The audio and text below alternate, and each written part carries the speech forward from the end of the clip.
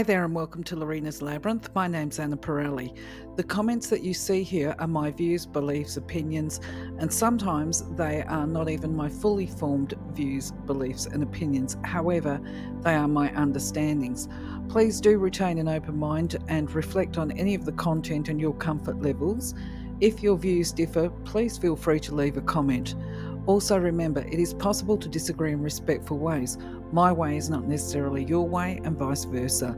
You might also find that some of the content on this playlist in regard to spiritual or universal laws, it resonates with you, meaning it feels right to you, while other laws may not feel right or they may not feel comfortable. If this is the case, the information is either not right for you or it is not right for you right now, and it might never be right for you at any given time. It really doesn't matter. As an earthy and practical person, I can put my hand up with all honesty and say that I have at different times had the same feelings about some of the content in here, and with some of them I still have a level of skepticism within my viewpoints, but I choose to retain an open mind about the things that I don't fully understand for a few reasons. Firstly, because I believe it would be supreme arrogance to think that we all know all of the answers while we have a body, and because what is right for one of us is not necessarily right or suitable for all of us, and I choose to respect the differences. Please do leave your opinions, beliefs. Feel free to argue the points in a respectful way with any of the content on the slides and even my interpretations. And if you feel that you can add clarity around some of the content, we would all love to see it. Thank you. For now, though, let's explore the laws. All creation is governed by law. The principles that operate in the outer universe, discoverable by scientists, are called natural laws. But there are subtler laws that rule the hidden spiritual planes and the inner realm of consciousness. Contained within these laws, or conditions, is the true nature of matter. Knowledge of these laws has an effect upon the mental urges. Mind is the builder. Stay in full mindfulness of the application of universal law as related to self and to others, and know that in love all life is given. In love all things move. In giving one attains. In giving one acquires.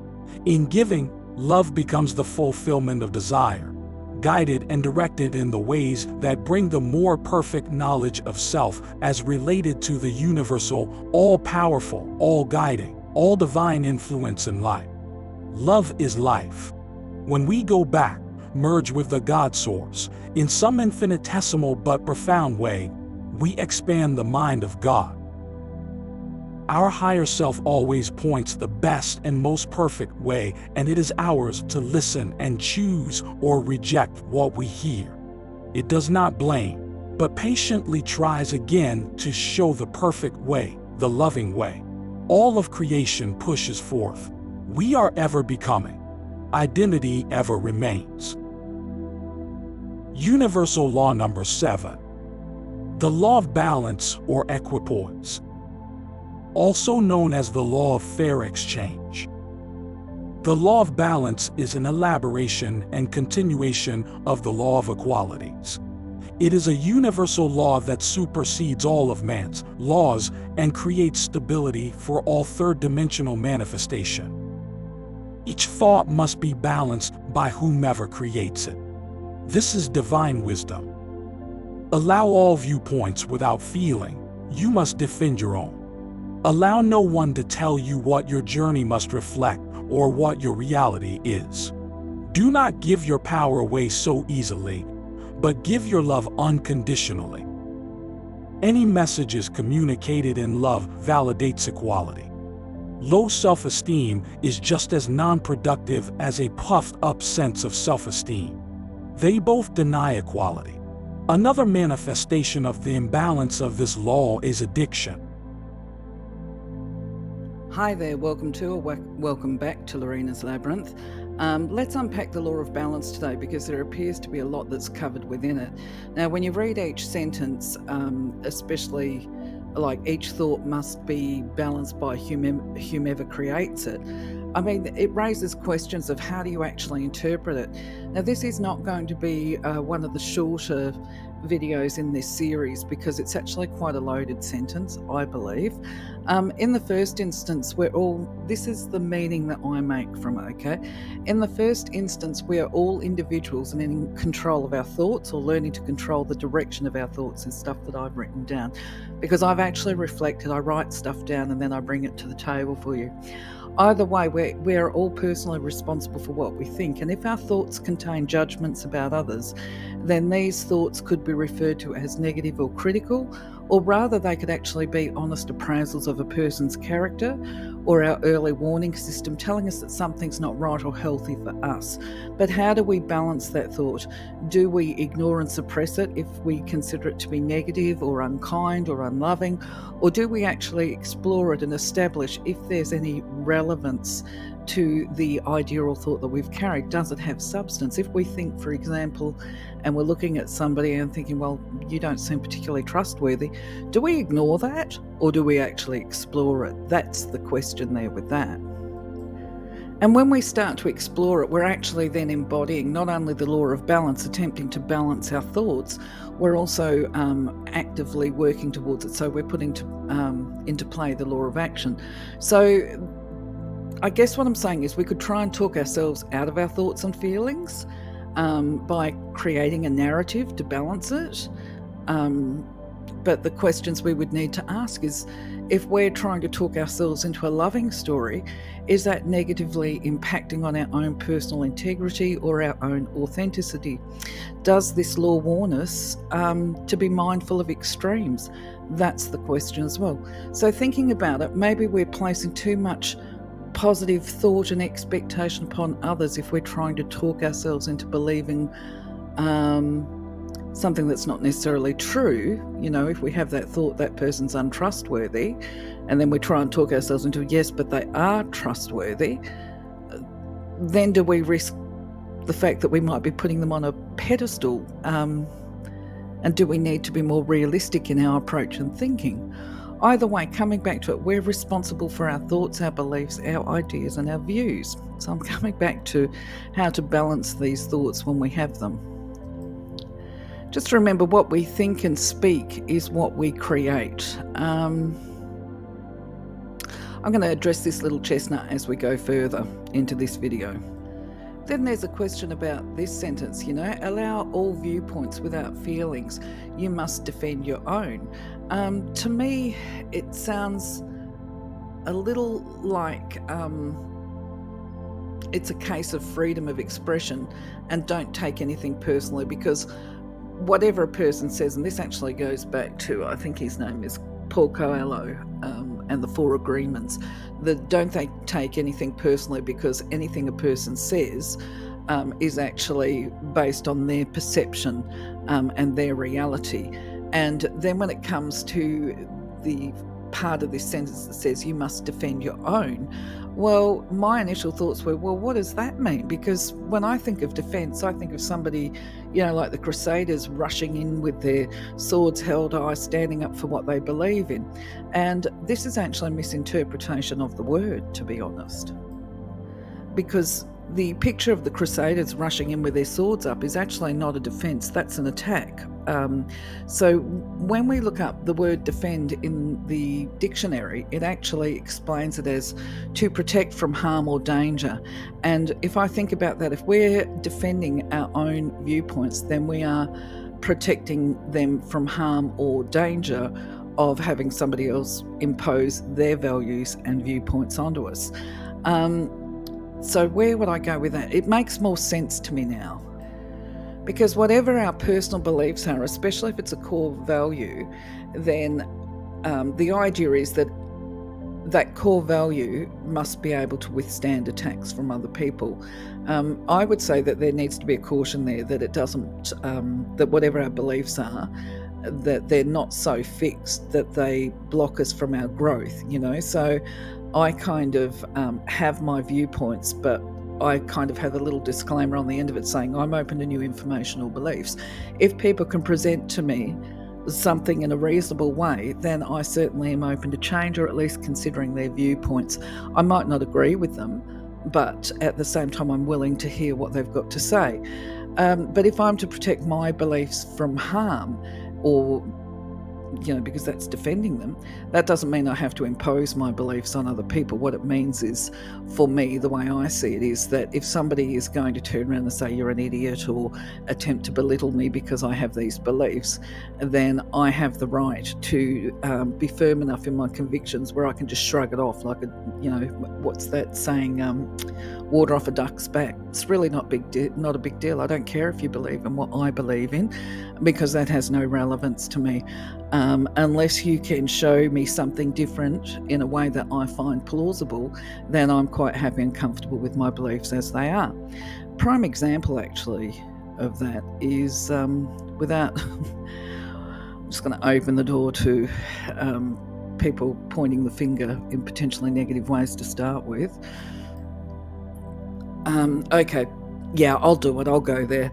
Right, so my personal belief is, I do like logic and rationale, and I like a good argument, and not an argument as in let's have a fight. I mean, a conversation that proposes different viewpoints, but one that's in a respectful way. And what I find very interesting, and I think this is probably why with the modern scientists I am a little disenfranchised, for want of a better description, it's the modern scientist for me has a problem with accepting that there can be a force greater than themselves. It seems to be a very egotistical field where it's all about them proving to everybody else how fantabulous they are, and in fact probably even playing God with people's lives. Now, I find that very interesting because historically the greatest minds in the world, what the, if you like, the school of scientific thought is based upon, is those people that held faith and had religious beliefs. And it's only really been in the 20th century that we had this big shift away from faith and God, if you like. But interestingly, don't forget there were 2 world wars during the 20th century. So that may be part of it, shaking the faith to a core level. Anyway, going back to it, if I was to say a viewpoint, I can respect that the scientists might believe in a Big Bang theory and evolution, but at the end of the day, they actually haven't come up with any sound evidence to say categorically and factually that this is how we were all made, right? That we're all walking the planet today because we developed from apes. Now, that's a Darwinist theory. Now, I'm not saying also that I agree with the theory of the Bible and the Garden of Eden, and that we're all, made from Adam and Eve's rib and all the rest of it. My personal view is, so this is my feeling, is nobody can provide me with evidence to date of any way, and to me it doesn't matter. I'm not that phased, but I'm not going to turn around and knee-jerk and say, well, the other thing is too, okay, there was a Big Bang theory. I can actually accept that. It makes sense to me at some level, even though I'm not sure that there's enough scientific evidence to support that. I think there probably is more these days. But I think the difference between me and the pool of modern scientists is that they can turn around and say that there was no creator God involved in this. So it doesn't suit their purposes to acknowledge a creator God. Where for me, I don't have an issue with it. It's like, well, okay, if there was a Big Bang theory, that makes sense, I don't have a problem with the fact that creator was involved with that, and that's how it got started. As to the evolution of mankind, I don't believe anybody's come up with a plausible theory. I really don't. I'm sorry. And I think, I'll wait for further information. That's where I'll leave that. So, just to state something that you might not be aware of, as I go back and revisit these laws, I realise some mistakes that I've made, if you like, over, say, the last 15 years. And they weren't deliberate, it's what happens, it's life, But some of the mistakes actually relate directly to this, okay? When I was performing, if you like, and peaking within my own energy growth, my own spiritual sense of being, and even in the face of tremendous hardship, I still managed to hold on to faith. I hadn't lost my faith and hope for the future. What happened was I broke this law. I can see this right now when I look at it. So I'll share a little story with you. I was living in an area and I started teaching meditation groups, and a gentleman showed up. He was transient passing through town. And because at those days I actually really struggled with boundaries. I didn't know that in hindsight, because I lived by that, I'm an open book, I've got nothing to hide, and I don't judge anybody, I love everybody kind of thing. What happened was I actually invited this gentleman into my home space with another member of the group, and we were sitting there talking about spiritual stuff, and he had a go at me basically and put me down because I was talking about my guides and working with my angels as a team thing. Okay, so from his perspective, this becomes a case of my reality and his were not the same, and that's okay because it's a free world. The problem is that he undermined, or actually I'm not going to say he did it because I allowed it to happen. This was my mistake. His position was that I was somehow flawed as a character because I used or I worked with guides and angels rather than being, in his words, an independent spirit and taking responsibility for my own life. That was what he put to it, something like that, as I recall. And I really took that on board for some reason. And the consequence of that was that I actually cut my guides off, if you like. I pulled back. I stopped asking for support from them because I felt that I was, based on his opinion, that I needed to be going through my struggles alone because that was what I was meant to do. God only knows why I thought that. Actually, I was in a particularly vulnerable space at the time. I'm not going to go too far into that. But either way, suffice to say, it created me a lot of problems for me. What else can I say? Okay, so in hindsight, what I had forgotten was a saying that I learned in the real early days of my spiritual growth, and I'll share it with you now, is that it was from somebody that was a teacher who had grown up working with energy in a family unit where energy, guides and spirits were just part of general life. And they had said that if a teacher tells you that you need them, then run like the wind, okay? So in relation to this law and the law of balance, we're also talking about power and control. So if you have a teacher that tells you that you need them, whether they are doing it deliberately or not, the intention behind that is to make you dependent on them for your spiritual growth. Now, their intention might be because they want to make some money, or it could be that that's how they feel good about themselves, feeling more powerful or superior than other people. It doesn't really matter. Once again, it doesn't matter what their agenda is or what their intention is. The reality is that when you put that person on the pedestal as though they are somehow superior to you and they know more than you, then you're actually handing your power away. So the law here basically turns around and says, don't give your power away so easily. Give your love unconditionally. You can turn around and respect that person still, in as far as whatever their intention is, they are on their journey as well. They're on their growth path. And if they have questionable intent, well, the universe is going to take care of it. The law of karma will come into play and that kind of thing. Just going back to the guy that had his comments and his beliefs about the way I approach my spirituality, I just want to come back to, I should have, in hindsight, should is not a word that has any practical sense in the here and now. But if I was to take this forward, I could have argued, which this is the defend your view, that my path is different to his. His one might be solitary and all about him. My path is one where I'm a believer in team, and that I was saying there's no letter I in the word team. So for me, the way I approach life is a team effort, and I certainly, within the context of my physical life as well, always try to work as a team with people, because I believe that success is gained from bringing the gifts of all people into any given project. So going back to it, I agree with this business of don't give your power away so easily, but give your love unconditionally and forgive him. I forgive him. Yeah, more importantly, I forgive myself for doing what I did. I certainly paid the price for it on a physical and emotional level. But back to this slide, where it says any messages communicated in love validates equality.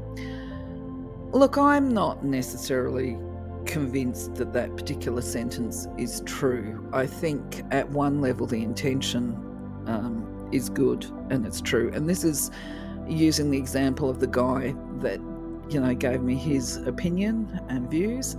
At no time, I think the reason why I took it on board was because he actually did convey that to me in a way that I thought was loving at the time. He was positioning that he cared enough about me to, have me become the best person that I can. So it was communicated in a loving way. Did it communicate equality? No, it didn't actually, because what it did was it played upon my low self-esteem, which I was experiencing at the time, and it promoted his heightened sense of self-esteem, if you like. So he thought that whether he realizes it or not, he thought that his way was better than mine. And there was a sense of superiority about the spiritual path for him. So me turning around and taking on board his comments, which were said pleasantly and nicely, they both definitely did deny equality. So it was a power imbalance there. As I say, I'm going to use the excuse in hindsight that I was in a particularly vulnerable stage of my life, which is a real shame, but everything happens for a reason, they say. And it took me a while to work it out. But I actually have reflected on this a bit since doing this this slide as well, and I realise now in hindsight, I have no issues to this guy. I really don't. I mean it genuinely when I say I hold no malice towards him. I forgive myself. I understand exactly why now when I revisit this law. So these laws can be quite healing. I understand exactly why now I took those points on board, where before that time frame I probably wouldn't have, I would have just done the old water off a duck's back and carried on with my life and just gone, yeah, okay, mate, that's your life. That's your path. My path's different. Because we all have our own path. I'm just going to say that I also see a puffed up self-esteem as being an inflated ego and one that's very self-absorbed. And I'm just saying this before I go on to the next slide. And by the way, when I say an inflated ego, it doesn't sound nice. It sounds a bit like a negative judgment. It sounds a bit like I've just turned around and said that I forgive this guy, and then I turn around and say, well, actually, I think he's got an inflated ego. Look, I think I genuinely mean both of those comments as I share them with you. But do I think badly of him because his ego was inflated? No, I don't, because to me that's part of growing and evolving and, becoming the truth of who we are. And for some people it means, they have to puff themselves up for a little while until they actually get a sense of balance within themselves and realize actually they are powerful people. They don't need to be telling everybody that they're powerful, or they don't need to act superior, because we are all powerful people in our own way. We just express it differently. Okay, this one is a little bit of a struggle for my head to get around, and I had to relate it to some of the lived experience that I've had, and addiction is not always about drugs. So when we talk about this with the law of balance, was like, as I was looking at this, I was thinking, well, why is this in there? Is this because it symbolizes a lack of self-mastery and an inability to control a person's behavior? We're talking about self-control then. Certainly addiction can be consuming of time. So perhaps it's about a time imbalance. So then that made me think of different things. There's so many different addictions these days, including addiction to spiritual healing energy, right? When I was working in the psychiatric facilities, there was at least one person that I know that could disappear. You'd probably see her about 2 p.m. She'd emerge looking like she's just crawled out of bed, and she would say, "Oh, I just feel so good. I've been meditating all day, spending time with my angels." And it's like, well, that's lovely, right? And I know back in the day when I was just discovering energy, we actually used to make jokes between ourselves saying, I love meditating because it feels nice out there and the spirits are beautiful, or the angels. But if you think about it, if you're sitting in the bedroom, certainly in a psychiatric facility, and using most of the hours of the day to meditate and connect with the higher beings, if you like, well, then in a way, although it feels good, it's kind of escaping life's challenges and escaping or avoiding the whole life physical earth experience, which is what we're supposed to be born for. So I guess I'm going to leave that with you to think about, that addiction is about a lack of balance. I'm interested to hear what you think, what your thoughts are. I might not respond to all of them, but I will definitely read them. And just to add something new here, if you put comments up or ask questions or want me to expand on something that I might have said or something I might have missed, just pop a comment up, and when I do the Sunday yarning videos, I might have a read through and refer back to them and answer them directly, because I'm well aware a lot of the time I do these videos and then I walk away and I think, I could have said X and Y, but at the end of the day too, it's like, well, you know what, I'll just do what I do. And if I miss something, well, hopefully somebody else will raise it up. And not only that, when we do the lives, hopefully we can really unpack a lot of this stuff a lot more.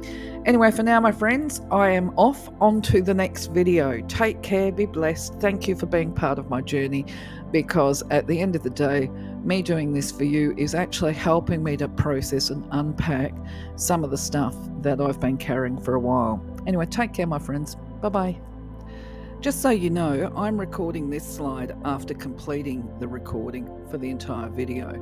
But I went away and I thought, I have to come back and actually explain that while I say that I took on board the comments of a person and gave my power away, realistically, although I stopped asking my guides for help and I felt abandoned and alone and all of this kind of stuff through this particularly trying period of my life, I can now look back on that and reflect and go, I may have stopped asking, but they never left me. They never abandoned me. And I can understand if people who don't experience psychic dreams and spirit communication, I can understand if they're saying, what does she mean? What I mean is that quite often I get messages in my dreams, if you like. And I was having recurring dreams throughout that whole period. Sorry, I think you just heard the door bang. I was getting recurring dreams from my guides, and in fact my deceased loved ones, aunties and uncles and that kind of stuff, were basically frantic, and I could pick up on their panic when they used to visit me in the dream state. But I never realised, because clearly I was in a very difficult situation at the time environmentally. And I want to add ownership to that as well, okay? Because people will turn around and say, well, how does somebody who has got psychic ability and who can communicate with spirit, how can they find themselves in these dreadful situations that I found myself in? And it is very simply because we ignore our gifts. We ignore our messages, or we get them, as I did. When I look back in hindsight, I can see they warned me and warned me. They tried every way they could to let me know that I was about to set upon a very unhealthy path. However, I didn't want to believe that. I wanted to believe that what I was doing was going to be wonderful. And so I talked myself into believing that the decision I was making was spiritually guided. Well, it wasn't, okay? It was basically me deluding myself that everything would be fine, and it absolutely wasn't. So where I'm going with this is, I gave my power away to more than one person, not just the guy that came in and gave me his opinion. I gave it away and I paid the price. I felt very abandoned, very isolated, very alone, and it took me a lot of internal strength and fortitude to actually get myself out of that situation. But the other thing, what was I going to say? There was the recurring dreams that I had that reminded me later. There were experiences. I actually had such a massive crisis of faith, but when I look back, I can honestly say I was never ever abandoned. They were there with me every step of the way, and it truly is a case of when, if you've ever seen that poem about footprints in the sand, I look back at that now and I think, yeah, that was me. During that stage of my life, I thought I was on my own, but actually they were carrying me through it. And thank God for that, because they were dreadful, dreadful days. Long time ago now, but I survived it. And I've learned, don't give your power away. I understand the law of balance very well now.